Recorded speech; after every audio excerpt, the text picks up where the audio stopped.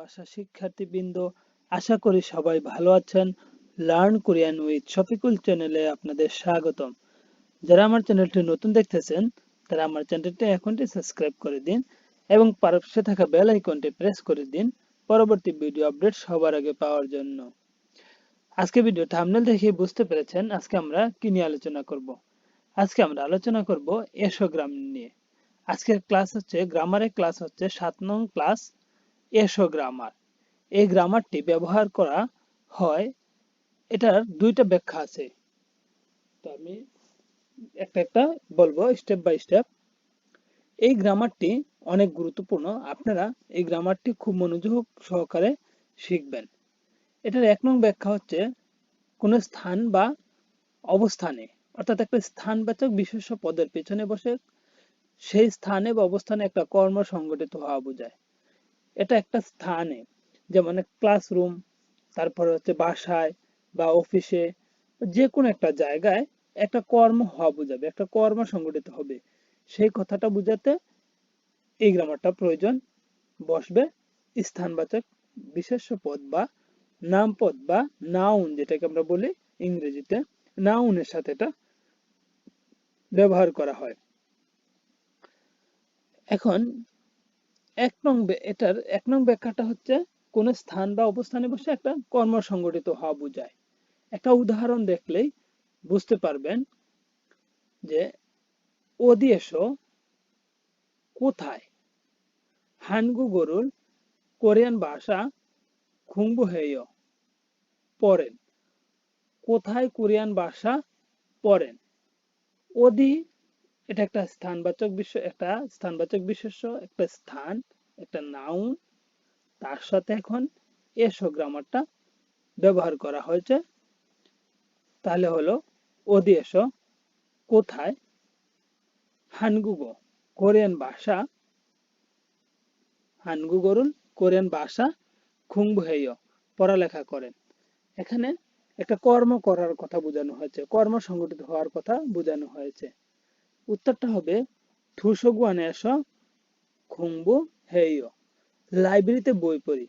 투서관 হচ্ছে স্থানবাচক বিশেষ্য বা নাউন, এসোটা বসানো হয়েছে যেহেতু একটা কর্ম হবে, তারপরে আমরা কর্মের শব্দটা হবে তারপরে বসবে, যেমন 공부해요 পড়ালেখা করি বা পড়ি। এই যে কর্মটা সংগঠিত হয়েছে কে বসে বুঝানো, মানে কার মাধ্যমে বোঝা গেল, এসো গ্রামের মাধ্যমে বোঝা গেল যে এখানে একটা কর্ম সংগঠিত হচ্ছে বা হবে। তাহলে 투서관 এসো লাইব্রেরিতে 공부해요 বই পড়ি, তাহলে একটা কর্ম সংগঠিত হওয়া বুঝিয়েছে। আরেকটা উদাহরণ দেখা যাক। ওদি এসো কোথায়, সিনগুরুল বন্ধুর সাথে মান্নাসেও দেখা করছেন। কোথায় বন্ধুর সাথে দেখা করেছেন। ওদি স্থানবাচক বিশেষ্য, তার সাথে এসো বসেছে। ওদি এসো কোথায়, সিনগুরুল, এখানে সিনগুরুল দ্বারা বোঝানো হয়েছে বন্ধুর সাথে, সিনগুরুল বন্ধুর সাথে। মান্নাসেও দেখা করেছেন, এখানে প্রশ্ন করা হয়েছে কোথায় দেখা করেছেন। উত্তর ইয়ংহুয়া গুয়ানেসো সিনেমা হলে মান্নাসেও সিনেমা হলে দেখা করি। তাহলে ইয়ংহুয়া স্থানবাচক বিশেষ্য, এসো ব্যবহার করা হচ্ছে গ্রামারটি যে পরবর্তীতে একটা কর্ম সংঘটিত হচ্ছে, এই কথাটা বোঝাতে এসো ব্যবহার করা হয়েছে। ইয়ংহুয়া গুয়ানেসো সিনেমা হলে মান্নাসেও দেখা করেছি।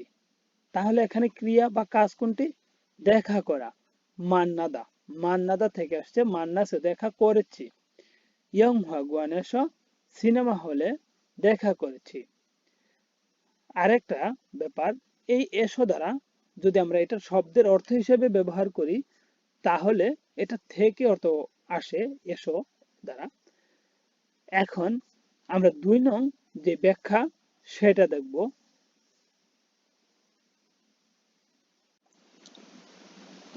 তো আমরা এখন দেখব 2 নং ব্যাখ্যাটা।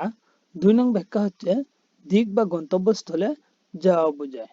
একটা অর্থাৎ একটা শেষ সীমানা থেকে, অর্থাৎ শুরুর একটা যে একটা স্থান থেকে একটা শেষ সীমা পর্যন্ত যাও বোঝাতে ব্যবহার করা হবে। একটা স্থানবাচক বিশেষ্যের সাথে ব্যবহার করা হবে অমুক স্থান থেকে অমুক স্থান পর্যন্ত যাও বোঝাতে ব্যবহার করা হবে এসো। যেমন জিপ স্থানবাচক বিশেষ্য, জিপ অর্থ হচ্ছে বাড়ি, এটা স্থানবাচক বিশেষ্য, তার সাথে এখানে এই এসো বসানো হয়েছে, অর্থ হলো জিব এসো।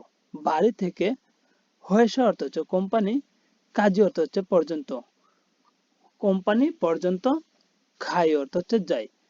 এখানে কোম্পানি পর্যন্ত না বলে আমরা কোম্পানিতে যাই এটা বলতে পারি, অর্থাৎ কোম্পানিতে হয়েছে কাজী, কোম্পানিতে কাজী দ্বারা শেষ সীমাটাকে বোঝানো হয়েছে, খাই অর্থ হচ্ছে যাই। জীব এসো স্থানবাচক বিশেষের সাথে বসে একটা স্থান থেকে বোঝানো হয়েছে যে এটা একটা শুরু সীমা, অর্থাৎ যেটা শুরুর স্থান থেকে শেষ সীমা একটা বোঝানো হয়েছে যে অমুক স্থানে গিয়ে এটা শেষ হবে, একটা দিকে বা একটা গন্তব্যস্থলে, নির্দিষ্ট একটা গন্তব্যস্থলে যাওয়া বোঝাতে ব্যবহার করা হয়েছে স্থানবাচকের সাথে বসে এসো বসায়। এখন এর অর্থ হচ্ছে থেকে। আশা করি আপনারা এটা বুঝতে পেরেছেন।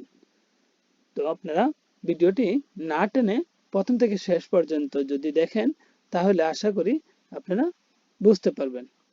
তো আজকে পর্যন্ত সবাই ভালো থাকুন, সুস্থ থাকুন, আল্লাহ হাফেজ।